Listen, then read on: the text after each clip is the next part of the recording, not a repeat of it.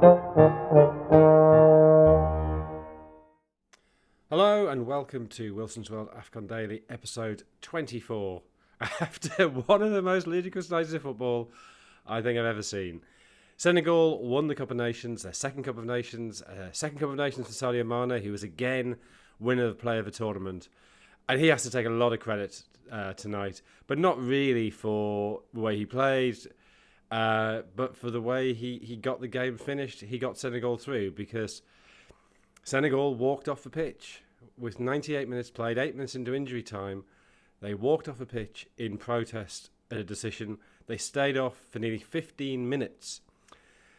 It was one of the most extraordinary things I've ever seen. I think probably the craziest final of any major tournament ever.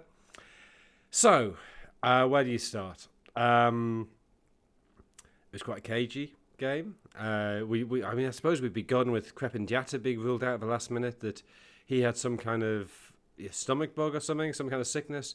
He was there for the warm-up, but then clearly was distressed and was helped from the pitch, players comforting his teammates. So that was a huge surprise. And then the game was pretty drab, as these finals tend to be. Senegal probably had the two best chances of the first half. Morocco had the better chances in the second half. El Kaabi, I think, it would be a lot of players having sleepless nights tonight, but I think he'll really regret his miss just before the hour mark when he was, 10, 12 yards out with the whole goal to aim at and put it wide. But then it was the beginning of injury time when it all started to kick off. So 92 minutes, Abdoulaye Seck is penalised for push on Achraf Hakimi. He heads against the post, and as the ball pops down, it bobs about a bit. Ismail Assar knocks it over the line. The whistle's already gone.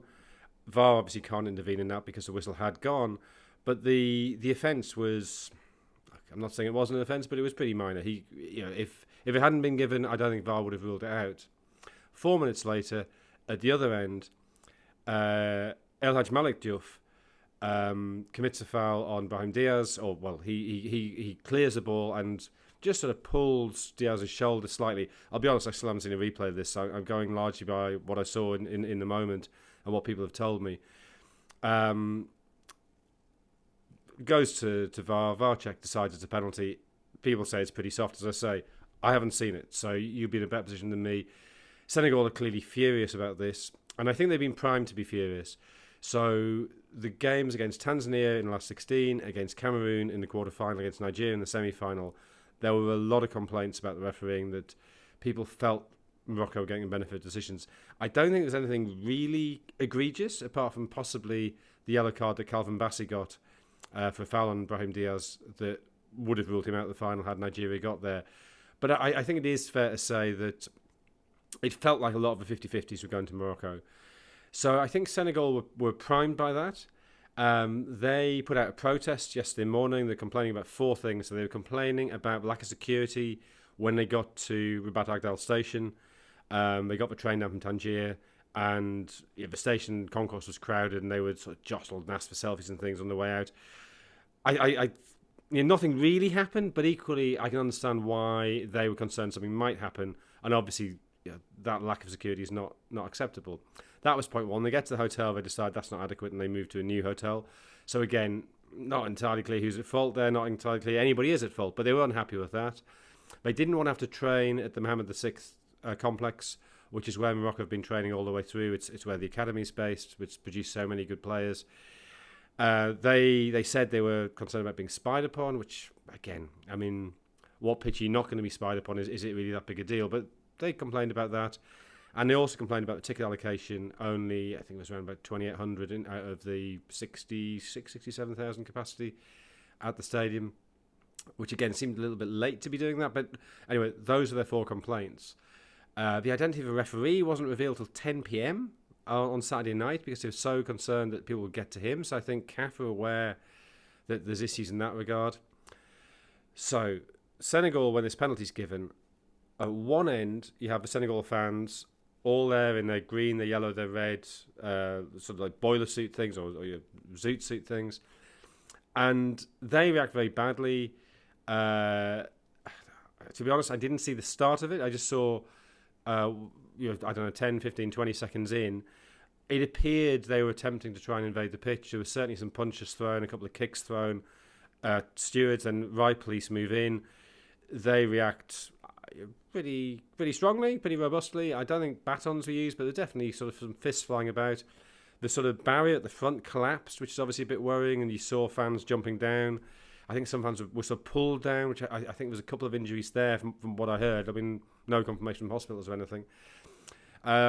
So that was obviously a very unnerving situation. But then at the other end, you suddenly realised that the Senegal players are walking off. Edouard Mendy seemed to be at the centre of that. Idrissa Gueye was definitely involved in it. Thiaw, the manager, was definitely sort of signalling them off. And not all of them went. Some of them went down the tunnel, some of them hung around the touchline. Sadio Mane was the one who was, I'd say, most against it. And he certainly then was the one who did most to get them back on the pitch. Now, Claude Loire, who, grand old man of African coaching, he's coached 8 African teams, including Senegal, many, many years ago. I mean, long before Mane was playing. He said Mane came up to him and said, "What do I do?"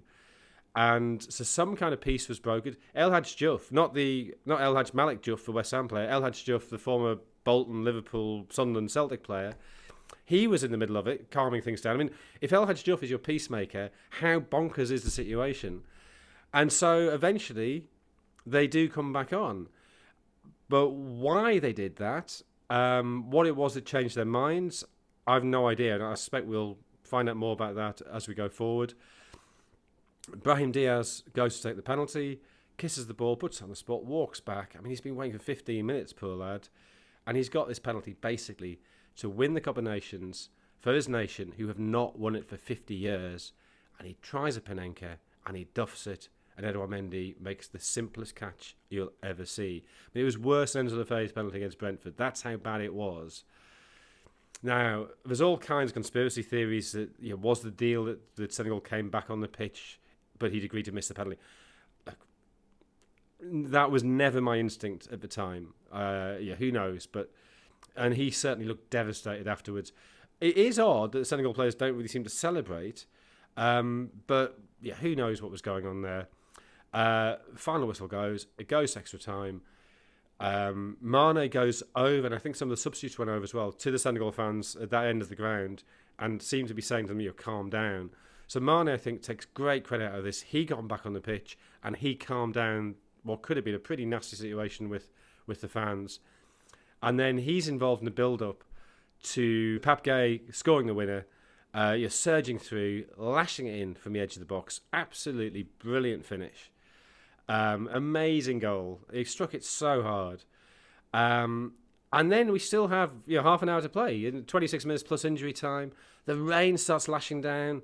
I think that's probably quite helpful because some of the Morocco fans who are in the front rows of stand, they start to go back and then to start to disappear. Jeered hits the bar with a header. There's an incredible miss from Sharif at the for Senegal. I mean, he was 6 yards out with 6 yards to aim at, and someone put it wide, which would have guaranteed it. Was block after block. I mean, just after nothing happening. I mean, to be honest, for the first 3.5 weeks of this tournament, we suddenly got all our drama in that 45 minutes. So Senegal win it, and you think, okay, well, that's it, it's done. But actually, it carried on. There was in the press conference room, you had Walid Regragui. He had Moroccans calling on him to resign. I think, at least 3 journalists didn't ask a question. They said, "Are you going to resign now?"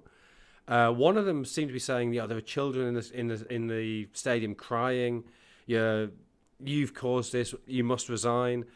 He said Pape Thiaw had dishonoured Africa. He said it had been a shameful scene. He said it was a Hitchcockian script to the game. But he was actually, all I said, he was pretty measured and sort of said, you've got to accept that winning the Cup of Nations isn't easy, and we've got to pick ourselves up and come back, and we've got to be humble. I don't think that was the response of many of the Moroccans there. You then had Pape Gueye saying that they'd felt there was an injustice and they had to fight that. And he said that Sadio Mane had brought them back. And then when Thiaw came in, the Senegalese journalists applaud him, the Moroccan journalists boo him, and then the Moroccan journalists were clearly intended to stage a walkout. But as they begin to do that, the Senegalese journalists start to object. There was a Nigerian woman who was a female journalist who was getting very worked up as well, shouting at them. And so you have 50, 60 different arguments going on at once. There's a bit of pushing and shoving. And eventually, this argument sort of spills over. It ends up going up on the stage where the managers were meant to sit. And in the end, the press conference is called off and Thiaw doesn't say a word. So, yeah, there will be ramifications for this. The team shouldn't walk off a pitch. It's obvious. However much of an injustice you think it is, however dodgy the penalty appears to be, once teams start walking off the pitch, then the game is over. So there have to be some kind of sanctions there. I assume Thiaw will get a ban. Some players might get a ban. I think, to be honest, Senegal are lucky that the game wasn't awarded against them. There was some suggestion, had they stayed off for 15 minutes, it would have been. And they were. I mean, it was 15 minutes from a penalty being given to have been taken. But yeah, who knows what the regulation is? Who knows what was being applied? But I think there has to be pretty stiff action taken against Senegal because you just can't do that. Having said that, I think CAF also have to look at the refereeing and the fact that so many teams felt so let down by the refereeing that they didn't trust the refereeing. And we've seen this in the Premier League that the first recourse of fans is to complain about corruption. The refereeing decision goes against them. Oh, it's corrupt. And this, I guess, is the logical conclusion of that. That if you've lost faith in the officiating, you take your team off and you sort of, you register your protest that way. Very unfair on Brahim Diaz. He'd been great in this tournament. Scored 5 goals. He'd been excellent. He will be remembered for that missed penalty. He will be remembered for the Panenka. Regragui said that the weight was hard on him, but didn't excuse the way he took it. So he was obviously pretty annoyed. He tried to Panenka it. I think this will reverberate for some time. But after a tournament where I've been saying we need a dramatic final, this is going to be forgotten. Well, we got a dramatic final. Thank you very much for listening to this series. I think I probably will do another one of these when I'm back in London on Tuesday to round up some of the themes of the tournament. And then we'll take it to a nice 25. Feels like a good number to finish on. So this was the 24th. Thanks for all your support all the way through. And please don't forget to subscribe if you want to hear more like this and read things I've written about football history, about football as it's going on. And I'm sure there'll be more come the World Cup. But thanks for being with me. I'll see you later.